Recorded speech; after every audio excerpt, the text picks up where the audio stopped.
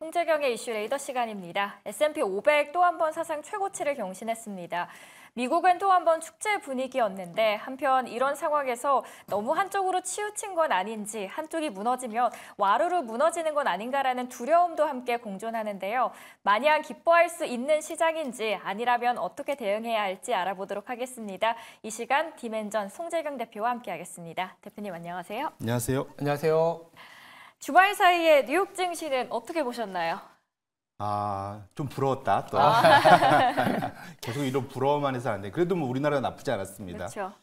우리나라 헤드라인에 보통 뭔가 큰 기업이 부진하다가 복귀하면은 왕의 귀환이라는 표현 많이 쓰지 않습니까? 네. 지난 한 주가 그 애플이, 그러니까 하드웨어 전 세계 또 지난 10년간 호령했던 애플이 왕의 귀환이 본격적으로 이루어졌던 한 주였다 봐야 될 것 같고요. 그 미국의 빅테크, 결국은 제가 엔비디아가 끌고 애플이 밀고 뭐 이런 식으로 하면서 나스닥백이 3.5% 또 연초 이후에 한 17% 이상 올랐더라고요. 그래서 전반적으로 기술주가 또 여전히 한 주를 끌었다 보셔야 될 것 같고요. 그러다 보니까 그와 가장 연관성이 높은 대만 가권 지수가 3%로 많이 올랐고 우리나라도 다행스럽게는 그나마 성에 차지는 않지만 한 1.3% 올라가면서 전반적으로는 미국 주도의 시장 상승에 같이 편승을 해서 다행이었다 봐야 될 것 같고요. 반면에 지난 한 주 동안 제가 유럽이 좀 많이 걱정된다 얘기했는데 네, 맞습니다. 이 프랑스가 확실하게 많이 좀 빠졌습니다. 그렇죠. 마이너스 한 6% 이상 빠졌고 이탈리아도 5%대, 스페인. 결론적으로는 유럽의 지금 정치 지형 상황이 상당히 혼란해지면서 시장의 투자자들 자체도 같이 걱정하게 되는, 전반적으로 미국의 빅테크로 모든 게 몰리고 나머지는 전반적으로 걱정이 좀 커지는 한 주간이었다, 이렇게 정리해 볼 수 있을 것 같습니다. 기승전 뭐 AI 아니면 기승전 미국 뭐 이런 식으로 되는 것 같은데 뭐 애플이 또 많이 올랐다라는 거에 저희들은 또 이런 생각을 하거든요. 국내에서는 삼성전자가 오르면 다른 거 다 빠져 뭐 이런 얘기들이 나오잖아요. 근데 미국에서는 그러면 애플이 올랐으면 M7이냐 다른 업종들은 또 어떻을까요?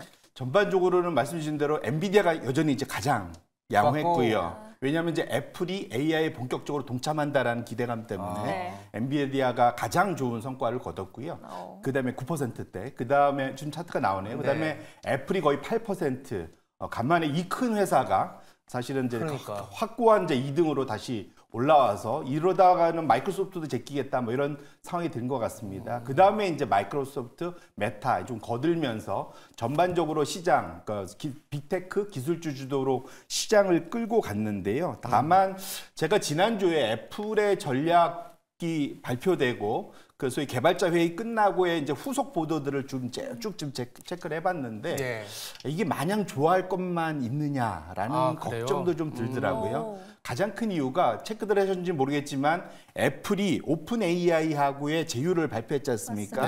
근데 서로 간에 돈을 주고받는 게 없어요.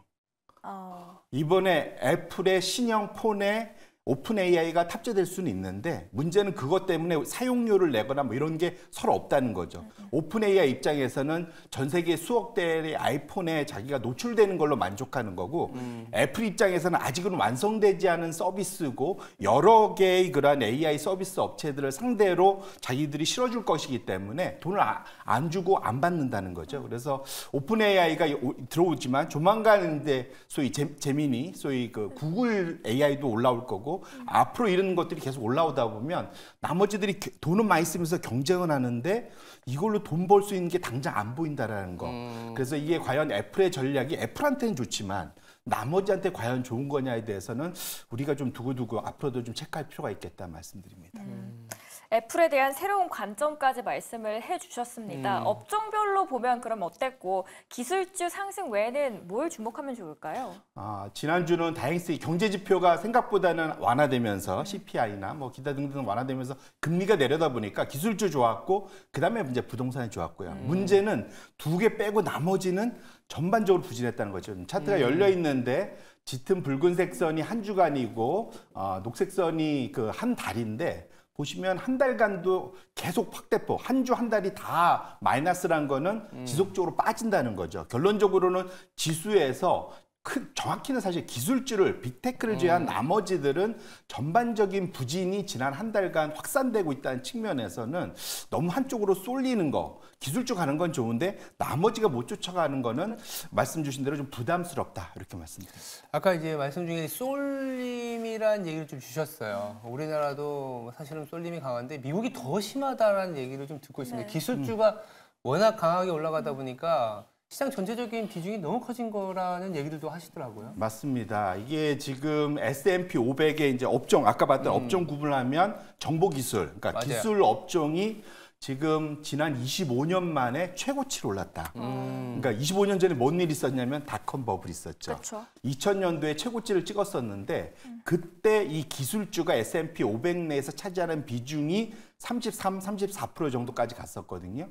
지금 지난주에 드디어 33%를 찍었습니다. 그래서 정확히 닷컴 버블 수준으로만큼 시장이 이제 꽉 차서 지금 그 모든 돈이 다 이 기술 업종에만 몰리는 나머지들이 다 빠져나가는 현상이 벌어지고 있고요. 그러다 보니까 다음 차트를 열어봐 주시면 이제 펀드들이 저도 이제 펀드 매니저를 해봤지만 이 경쟁에서 뒤처지지 않으려다 보면 뭐 아무리 비싸도 딴 거 다 팔아서 기술주 살 수밖에 없어요. 그렇죠. 안 그러면은 목숨이 간당간당하기 때문에 그러다 보니까 지금 바클레이 차트를 보시면 지난 3분기, 그러니까 작년 4분기, 올해 1분기, 2분기까지 보시면 지금 비중을 확대한 업종은 기술, 그 안에도 빅테크 정도만 지금 돼 있고 에너지가 조금 일부 있습니다.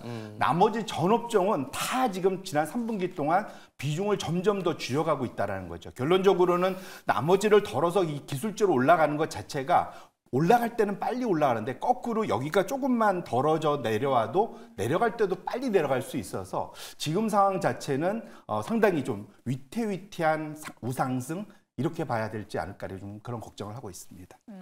S&P 500과 나스닥 그리고 이들의 동일 가중지수를 보면 현재 라지캡에 대한 비중이 높은 지수에 비해서 균일하게 분포되어 있는 동일 가중지수는 여전히 3월의 고점을 돌파하지는 못했습니다.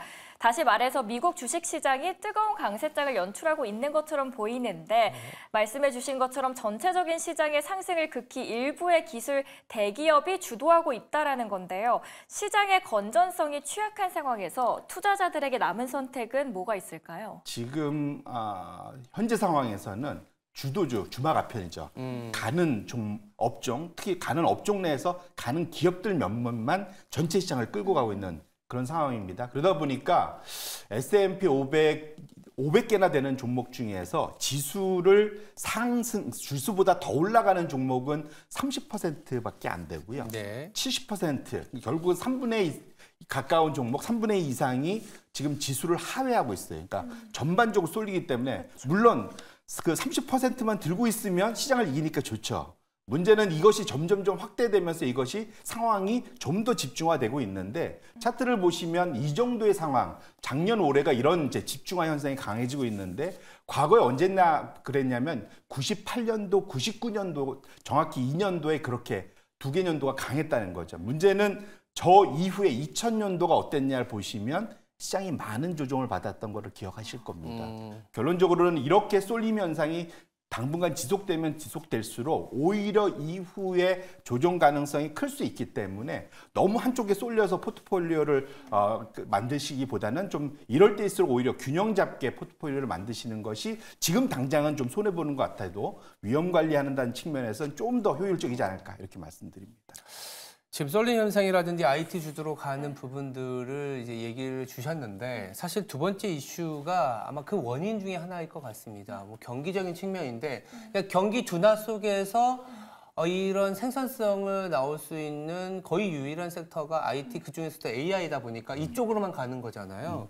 근데 이제 경기가 둔화된다라는 게 포인트이고 이 경기 둔화를 우리가 지난주에 사실 여러 가지 지표 물가도 있었고 뭐 소비자 뭐 생산자 물가도 있었지만 이 미국은 또 소비자가 중요하지 않습니까? 그렇죠. 예, 그래서 지난주 금요일에 또 미시간 소비자 지수가 나왔는데 결과가 어땠을까요? 예상과 다르게 안 좋았습니다. 그러니까 네. 둔화됐다라는 거죠. 네, 그렇습니다. 이게 이제 걱정인데 말씀드린 대로 미국 전체 GDP의 70%를 소비가 차지하고 네. 그중에 또 70%를 소위 민간 소비가 차지하는데 그쵸. 거기에 대해서 이 소비자들이 자신감을 잃고 있다는 것은 결코 좋은 신호는 아니다. 말씀드리고 싶은데 차트가 지금 나와 있는데 소비자 심리 지수가 지금 9개월째 예상 밖으로 계속 지금 하락하고 있다는 거죠. 7개월째. 그래서 지금 애초에 예상치는 72로 오히려 회복되는 거였는데 65로 떨어져서 맞아요. 지난달 69에서 더 내려와 버렸다는 거죠. 이건 마치 우리가 저번에 그 시카고 그 구매자 관리 지수 봤듯이 예. 상당히 좀 뭐랄까 깜짝 놀랄 만큼의 급락이거든요. 반면에 그 단기 물가 기대는 애초에 예상한 것보다 더 올라갔다. 장기가 더 올라가고 단기는 3%대로 유지됐다는 측면에서 전반적으로는 좀 걱정되는 그런 상황이다 이렇게 말씀드립니다. 그러니까 소비가 70%나 차지하고 있는 미국 시장에서 소비자들의 자신감이 하락하고 있습니다. 그 안에서도 이 기대 물가 수준도 같이 올라오고 있어요. 예, 그래서 제가 앞에도 잠깐 말씀드렸지만 네. 여기는 두 개를 물어보거든요. 향후 5년 지나서 한 10년, 그러니까 장기죠. 그러니까 마음속으로 뭘 생각하고 있어 물어보지 진짜 어떻게 맞히겠습니까? 문제는 연평균 3.1, 그전이 3.0이었거든요. 우리가 5월달 CPI 봤잖아요. 네. 많이 내려왔지 않습니까? 그쵸. 하지만 그건 무시하고 앞으로 물가는 계속 높을 거야라고 지금 소비자들이 지금 생각을 한다는 거죠. 그 다음에 두 번째로는 지금 기본적으로 이렇게 길게 물가가 높을 거라고 생각하면 뭔가 좀 아껴야 되지 않겠습니까? 마냥 쓸 수가 없잖아요. 앞으로 계속 더 비싸질 거니까. 그러다 보니까 소비자 심리 지표 자체가 내려오고 아까 봤던 재정 상황에 대한 기대, 앞으로 더 좋아질 거야, 나빠질 거야, 안 좋아질 거라고 걱정한다는 거. 이런 것들이 하반기 미국의 소비가 둔화될 가능성에 우리가 계속 염려를 하는 이유가 여기에 있다 이렇게 말씀드립니다. 물가는 높은데 심리 지수는 떨어지고 이게 사실은 불황이긴 한데 스태그적인 상황이지 않습니까? IT만 호황이고 IT를 제외한 산업은 이제 불황인 상황인데 이게 고스란히 업종에도 특징이 나타날 것 같아요. 맞습니다. 그래서 대표적으로 우리가 많이 보는 이제 소비재가 크게 두 가지로 나죠. 네. 필수 소비재하고 재량 소비재, 뭐 네. 경기 민감 소비재. 뭐 표현을 이렇게 하는데 결론적으로는 내가 돈 많을 때는 많이 쓰는 게 이제 재량 소비고 그렇죠. 내가 돈이 있든 없든 뭘 늘 먹어야 되는 거 분유도 사야 되고 매일매일 뭔가 가서 뭐 그 먹거리도 사야 되고 이런 것들이 이제 필수 소비재인데 차트가 지금 열려 있네요. S&P 500이 지난 연초 이후에 14%나 올라가는 기술주 주도로 올라가는 사이에 필수 소비재는 한 6%뭐 이렇게 올라갔고 재량 소비재는 보합이에요. 사실상 살짝 마이너스거든요. 근데 이 안에 대표적인 게 뭐더라면 아마존이 들어가 있습니다.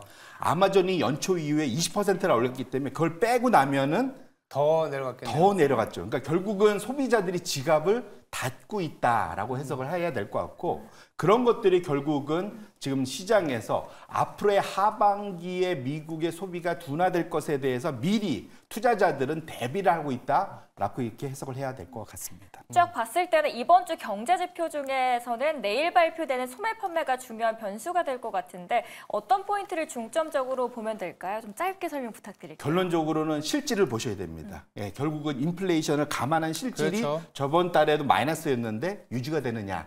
그것이 제일 중요할 것 같고요. 올해 이번 주에도 전반적으로는 이런 소매 판매와 관련된 이슈 지속적으로 중국, 우리나라 다 체크해 보실 필요가 있겠다 말씀드립니다. 네, 오늘 두 가지 이슈 들어봤고요. 오늘 말씀 잘 들었습니다. 함께해 주신 분은 디멘전 송재경 대표였습니다. 고맙습니다. 감사합니다. 고맙습니다.